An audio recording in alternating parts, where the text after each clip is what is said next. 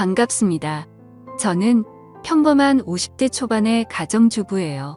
얼마 전까지는 조용한 동네 단독주택에 살고 있었는데요. 아이들 학원 근처에 괜찮은 아파트가 나왔더라고요. 사실 아파트는 공동체 생활이라 감수해야 할 것이 많다고 들었었거든요. 그런데 아이들도 이제 다 크니 학교 가기도 번거롭고 친구 만나러 가기는 불편해 하더라고요. 아이들 학교와 학원도 멀어서 그간 제가 데려다 주고 냈었거든요. 그래서 2차 저차 남편과 상의 끝에 그 아파트에 입주하기로 마음먹었습니다. 아파트 신축 공사가 완료되자 저희는 처음으로 아파트 생활을 마주하게 되었어요. 전원 생활에서의 조용함과 안락함, 개인적인 생활에 대한 이로움은 없었지만 좋은 시설과 편리성은 정말 최고더라고요. 처음에는 위아래층 옆집의 이웃들이 살고 있는 것에 대해 영 적응이 되지 않았었는데 시간이 지나니 차츰 적응되어 가더라고요. 다행히 아파트의 소음도 괜찮은 편이었어요. 전원 생활을 할 때에는 기껏 해봐야 동네 이웃들도 몇 없었는데 아파트에는 사는 사람들이 많으니 엘리베이터나 지방마트에서 종종 보게 되는 주민들도 생기더라고요. 그래서 저희 애들 또래 엄마들과도 친해지게 됐고 아파트에서 일하시는 경비 아저씨들과도 서슴없이 인사하는 사이가 되었죠. 가정주부라서 낮에 무료할 때가 많았었는데 예전에는 집에서 혼자 책을 보거나 TV를 종일 보는 게 유일한 낙이었다면 아파트에 이사온 이후로는 동네 한 바퀴 산책하면서 아는 엄마들과 주민들과 소통하고 지내는 게 유일한 낙이 되었어요. 특히 우리 집 앞 경비 아저씨는 저보다 서너 살 조금 나이가 있어 보이는데 항상 웃는 얼굴에 인상도 참 좋으셔서 볼 때마다 기분이 좋아지고는 한답니다. 정말 말 그대로 동네 경비 아저씨에 걸맞게 인사성도 좋으시고 아파트 관리 일에 참 열심히 하세요. 어느 날은 더운 여름날이었는데 땀을 뻘뻘 흘리시면서 수리 작업을 하시는 거예요. 저는 마침 지방마트에 가는 길이었어서 음료수를 사가지고 와서 아저씨께 드렸어요. 많이 더우시죠? 이거 드시고 기운 내셔요. 아이고, 뭘 이런 걸 감사합니다. 805호 사시죠? 네, 맞아요. 아이들이 거의 다 컸다 보니 낮에는 저 혼자만의 시간이 많네요. 그러시겠어요. 심심하시면 산책도 하시고 경비실에 오셔서 얘기 나눠보아요. 그럴까요? 제가 내일은 수박 썰어 가지고 와야겠어요.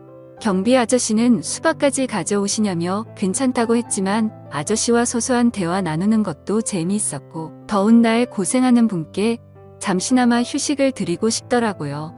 그래서 다음 날 말한 대로 수박을 잘라 가지고 와서 경비실로 향했습니다. 가고 있는데 지상 주차장에서 시끄러운 소리가 나더라고요. 가보니 경비 아저씨와 한 주민이 얘기 중이더라고요. 그런데 주민의 언성이 높아지면서 아저씨에게 삿대질을 하며 오라고 하고 있는 게 아니겠어요. 걱정이 돼서 얼른 가고 왔습니다. 가보니 주차 문제로 화난 중년의 남성 주민에게 경비 아저씨가 나서서 말린 이 괜히 불똥이 아저씨에게 튄 듯 보였습니다. 그때 난감해하고 있는 아저씨에게 주민이 욕을 하며 어깨를 밀치는 거였습니다. 저기요. 이분은 아파트를 위해 일하는 분이시고 그에 따라 설명해 주신 것뿐인데 이분이 무슨 죄가 있으신가요? 경비 아저씨라고 막대하시면 안 되지요. 사과하세요. 당신이 뭔데 이래라 저래라. 부인이라도 돼요? 저도 아파트 주민이고 운전하는 사람이에요. 화가 나도 이건 아닌 것 같네요. 사과하시죠. 잠시 후 그 주민은 머쓱한 표정을 지으며 경비 아저씨께 사과를 하더군요. 흥분을 가라앉힌 주민은 본인이 예민했다면서 죄송하다 말하고 자리를 뜨더군요. 저는 수박을 들고 아저씨와 함께 경비실로 갔습니다. 아이고, 직원 한 명이 외근 나간 바람에 혼자 있어서 일이 더 커졌었네요. 별일 아니에요. 이 일하다 보면 이런 일 수두룩 한답니다. 아무튼 고맙습니다. 갑질도 아니고 저런 식은 지나칠 수 없었네요. 기죽지 마시고 힘내세요. 아저씨. 평소 늘 웃는 표정의 아저씨였었는데 그날은 회의감이 되셨는지 속상한 기색이 엿보였습니다. 아저씨와 수박을 먹고 있는데 그때 아저씨에게 전화 한 통이 걸려왔어요. 딸이더군요. 딸이 대학생인데 공부를 열심히 잘 안다고 하더라고요. 이번에 장학금도 타왔다고 하더군요. 경비 일을 하시는 아버지 보고 조금만 참으시라며 본인이 졸업하고 취업해서 용돈만이 드릴 거라고 하더라고요. 알고 보니 아저씨는 오래전부터 아내와 사별했고 딸 하나를 홀로 키웠다고 해요. 남자 혼자서 딸을 키웠으니 얼마나 고생이 많았을까요? 생각해보니 딱 하더라고요. 그리고 열심히 살아온 경비 아저씨가 대견해 보이고 응원해주고 싶었어요. 그래서 좋은 말 많이 해줬습니다. 그날 이후로 저희들은 친구처럼 더욱 가까워진 것 같았어요. 낮에 시간 나면 음식을 들고 그곳에 찾아가곤 했습니다.